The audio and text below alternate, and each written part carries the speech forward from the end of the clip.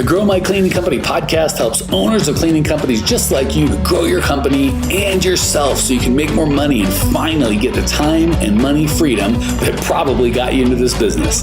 Discover how to automate and create systems that allow you to grow like crazy without losing control. If you dig the show and want to show some love, subscribe, rate, and review on iTunes. It really helps. Enjoy the show. Hey, Clean Nation, Mike Campion here with Patti Searle. Somehow a Canadian snuck onto the podcast again.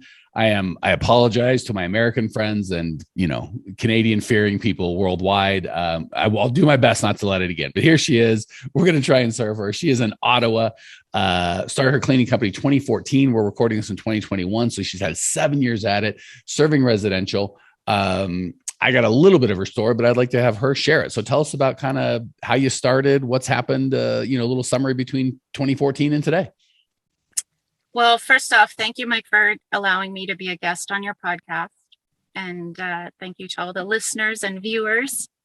So to make a long story short, I started the cleaning company when I went through a crazy separation. This was basically set up to help financially get restarted. I won't go into details. But fast forward, within 6 months, we had such incredible success. We had to hire people. At that time, we hired subcontractors. Fast forward, we've been an award-winning company. 2019, we won as Ottawa's favorite residential cleaning company. We've been nominated year after year for business awards, Women of Canada awards, small business awards, etc. So we've had a stellar team up to the pandemic. I had some subcontractors and also some staff. However, with the uncertainty of us being open or closed, we chose for a week or two to close. And most of our staff had quit. A lot of them ended up going on CERB, which in Canada is the Canadian Emergency Benefits. And fast forward 19 months, I jumped into the company to save it. And I have been the only one, so solo cleaning for the last 19 months, daily, doing 2 to 3, sometimes 4 client contracts. So I've been able to maintain. We're still well over 6 figures in sales. We've had the same clients throughout. Mind you, we've been conscientious of who can utilize us or not. I've had to let some go. But at this point, I'm trying to avoid burnout and adrenal fatigue, which a lot of solopreneur residential cleaning company owners who are doing everything could run the risk of. So thank you for that story. And I wish I could say, boy, you're alone. No one ever has felt that way or going through that right now, but that is not the case. So I'm guessing you've got people jumping up and down in their homes, gyms, cars going, that's me. I know I am feeling this woman's pain. So that said, how can I serve you best today? I know you coach on so many different topics. And right now for coaching for me is helping me find the time to rehire or make suggestions on where I can look to rehire the right people. And I say the right people because we've really niched the company. We have process, we have systems, we've got a pipeline. We've said no to clients. But we've niched in respect to clients that we serve are mostly military, OPP, RCMP, city police officers. So very high security profile type of client. So I'm very mindful of the type of cleaner and the background and security checks that need to be in place to help. I just want to back up and provide a little bit extra story. So prior to the cleaning company creation, I had worked for Health Canada and I was a government employee for 20 years. I had a top secret security clearance and right before the pandemic, I had left to jump into my company to work in it 100%. So while I did this off the corner of my desk and had incredible success, I also took a risk to leave that, the protection, the benefits, to run this. So I want to make sure I have the right staff and the right people here now and moving forward, because we're going into almost 10 years of running that. Yeah. So let me jump in and see if I can't give you some help. First and foremost, we'll kind of go the bad news first, and then I promise we'll get to the good news. So don't leave me before we end. I can't emphasize, and this is, please don't hear me picking on Patti or anyone listening, but I do want to be clear as to what's going on. A lot of us don't make a big enough distinction between having a cleaning job and having a cleaning business. So when we are doing 100% of the cleaning or 80%, I've got a helper, my daughter-in-law helps, any weird stuff like that, but generally it's us. That is a cleaning job. That is not a business. So all the systems and processes and potentiality in the world is great. But, and again, I promise we're going to get to the good part. I think Pat said, Pat's like, I call for help, but you're just yelling at me. No, I completely understand this right now. And I have said that over and over. I just earned myself a job. So I get it. Bring it on. Okay. So, and this is, I think Patti gets it. So I'm not trying to beat her, but this is for some of the other people out there, because I hear this a lot. And again, this is just real talk. Because I talk to you guys day in, day out. And because it can be so painful, and there's two ways we can get into the situation. One is we just start as cleaners and we never get out.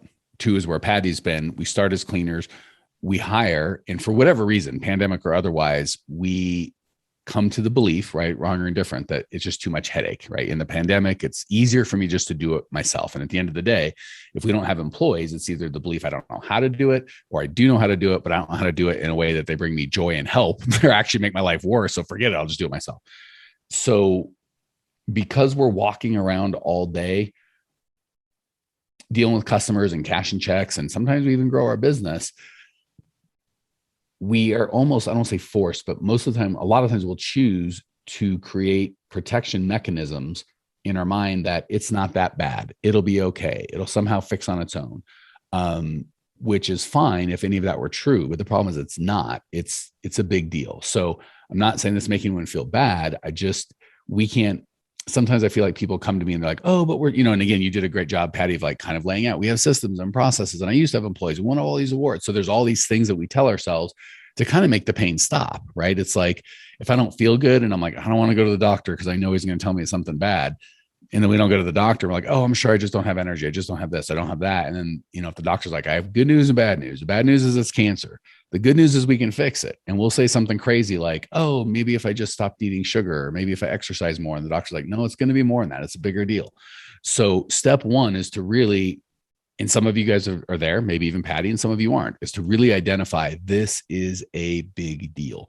So if we keep going around with that protection mechanism, right? When the doctor pokes at it, we're like, we want to protect it. We don't want him to poke it, but we kind of have to feel a little bit of that pain to be motivated to fix it. So step one is to always kind of get naked with ourselves and just be like, how committed is this? A big deal? And, I'll hear, I don't want to say crazy things, but often untrue things like, and Patti's not saying this at all, so she's probably gonna give me a stink eye, but I love cleaning. I don't mind. It's fun. This is what it blah, blah, blah. And again, I think that's another version of people saying things to make themselves feel better. What they really are saying is, I didn't get into this to clean. I got this to be a business owner, but I'm stuck cleaning. So as opposed to doing the hard work of going, I'll make the changes in myself and the world not to get clean. It's much easier just to go, but I love cleaning, right? So most people want to skip that first step of getting serious and going, this is a big deal. It is not the same having a job where I have to go clean. And if I don't clean, I don't get paid. That is not a business. That is a job. It is self-employed, different, maybe better than working for somebody else, but not a business. So just make that clarity. If you're like, that really is what I want. I love cleaning. I don't mind. All that's fine. That's okay. Give yourself permission. Just go live that life. Please don't hear any judgment. However, if you know that deep down, that's not the life that you want, you got to just be honest with yourself. Quit telling yourself it's going to be okay, because then when you have to do the hard things to go back and hire, you got to kind of burn that bridge and go, nope, I am no longer going to clean. Pick a date, and we're going to move on to the tools and how to actually do it.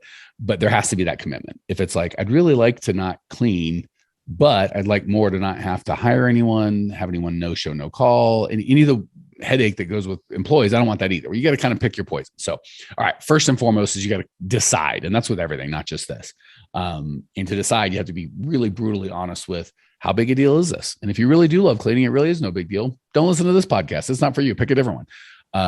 But if you're like Patty, if you can see Patty's face, for those of you on the podcast, her face is saying, no, I'm not okay with this. I have got to be done. And honest to goodness, I know it hurts and it doesn't feel great for you, Patty. But as a coach, I'm like, that's what I need. Patty, I can help, because she is like, if you saw, she's got her game face on. She is not fooling around. She's like, I can't, I won't, I've got to change. So that's the first thing. The second thing is understand, you got to believe that you can do it. The most frustrating thing for me as a tactical guy is I always think everything's tactic. If you just follow the system, it'll work. But people come and they tell themselves, oh, because of COVID, because of this, because of that, it's impossible. No one can hire.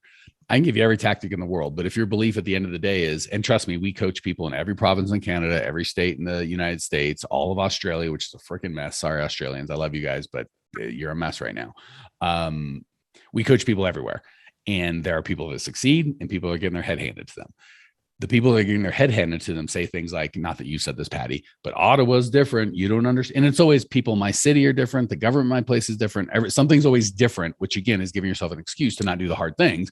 But then there's somebody else succeeding next to you. So how can that be? If it's the people in your area or your government, how is that guy or that gal? How do you walk into a McDonald's and a human being serves you a crappy burger for minimum wage, right? Or slightly above minimum wage?